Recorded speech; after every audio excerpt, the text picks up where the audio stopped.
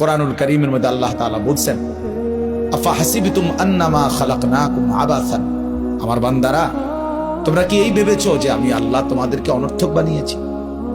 কিভাবে ভাবলাম? আমি আল্লাহ তাআলা এত বড় সৃষ্টি জগৎ দিয়ে তোমাকে লালন পালন করছি উদ্দেশ্যহীন, রং তামাশা খেল তামাশা, তুমি তোমার মন মতো চলবা, খাইবা, ঘুমাইবা, ফুর্তি করবা, এই জন্যই বানাইছি না আমি? এটা কোনো কথা হইল? এটা তো কোনো সামান্যতম যুক্তিতেও ধরে না। এবং আল্লাহ বলেন, ওয়া আন্নাকুম ইলাইনা লা তুরজাউন, তোমরা কি এই ভেবেছো যে তোমাদেরকে আমি আল্লাহর কাছে ফেরত আসতে হবে না? কি মনে করছো ভাই, তোমারে ছেড়ে দিছি আমি একবার?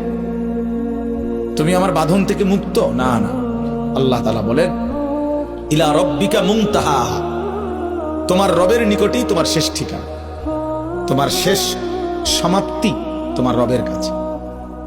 ইলা রব্বিকা ইয়াউমা ইদিনিল মুস্তাকার, আল্লাহ বলেন তোমার রব আল্লাহর নিকটেই তোমার প্রত্যাবর্তন স্থল।